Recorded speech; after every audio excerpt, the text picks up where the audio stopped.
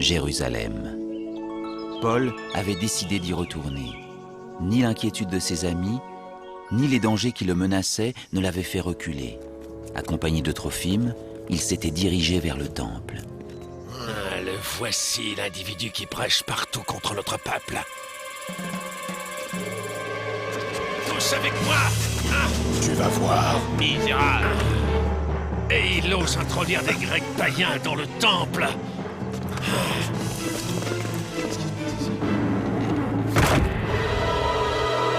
Il va le tuer.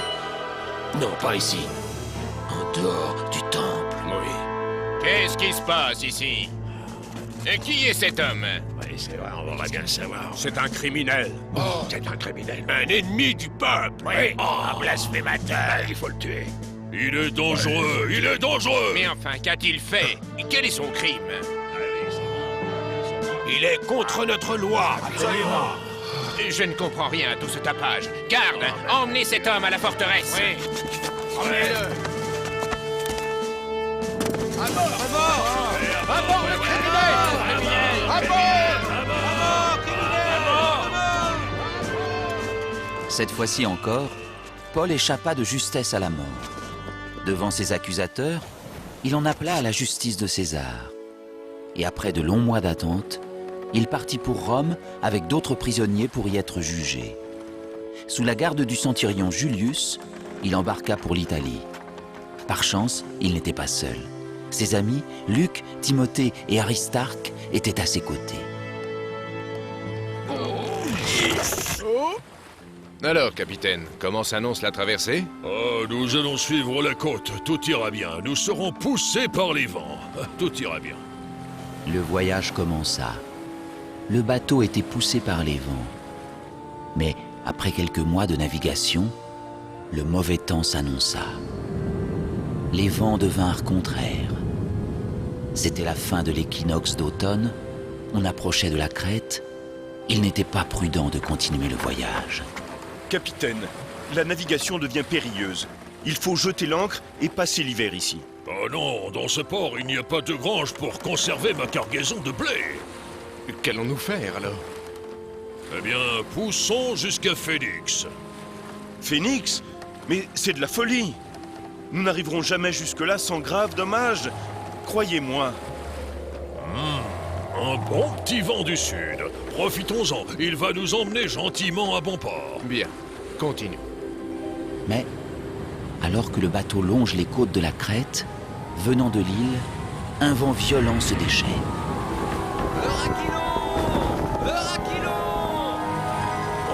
Par tous les dieux, un ouragan souffle de l'île. Nous sommes perdus. Oh!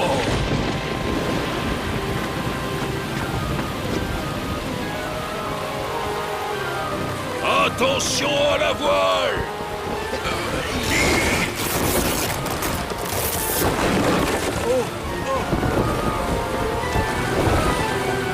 Hissez la chaloupe!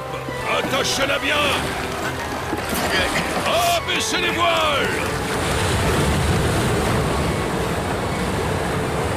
Venez nous aider! Il faut délester le bateau! Jetez-moi tout ça par-dessus bord! Allez!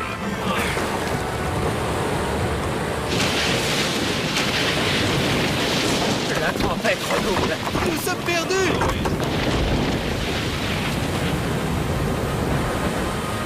Ne gardez rien! Jetez tout à la mer! Allez, plus vite! Allez, encore! Et ça, ouais! Il fallait m'écouter et ne pas quitter la Crète. Mais ne perdez pas courage. Cette nuit, j'ai entendu une voix qui m'a dit « Sois sans crainte, Paul. Ni toi, ni tes compagnons ne perdraient la vie. Seul le navire sera perdu. Nous allons échouer sur une île. » Pendant 14 nuits, la tempête fit rage. Le navire était ballotté sur les flots. Mais le 14e jour... Un brage! Nous approchons de la terre! Oh, tu es sûr? 15 brasses! La terre n'est pas loin! Alors filons! Arrêtez-les!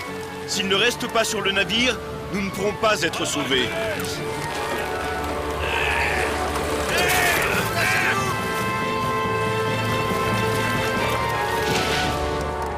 Mes amis, nous aurons besoin de toutes nos forces. Seigneur, bénis ce pain qui nous donne la vie. Prenez, il faut manger. Allez, prenez. Je vous en prie, prenez. Faites-moi confiance. Nul d'entre vous ne perdra un cheveu de sa tête.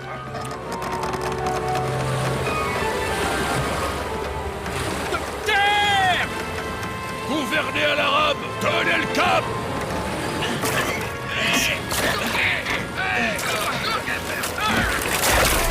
Oh, nous allons échouer! Sauf qui peut!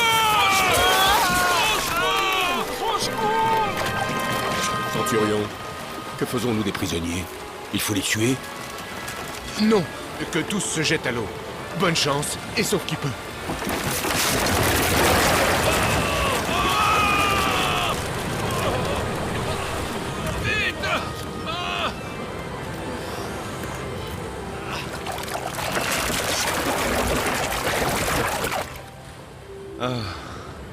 Ainsi vous êtes tous sains et saufs. Louons le Seigneur. Dans sa toute-puissance et sa très grande miséricorde, il nous a sauvés jusqu'au dernier. Son amour est plus fort que les tempêtes et les flots déchaînés. Et malgré les épreuves, il nous montre sa lumière. Amen. Merci, mon ami. Sans toi, nous serions morts. Merci, Paul. Merci. Merci. Oh, merci. Merci, Paul. Merci. Merci. Ils avaient échappé au danger, Quel bonheur. mais qui allait-il rencontrer sur cette île ?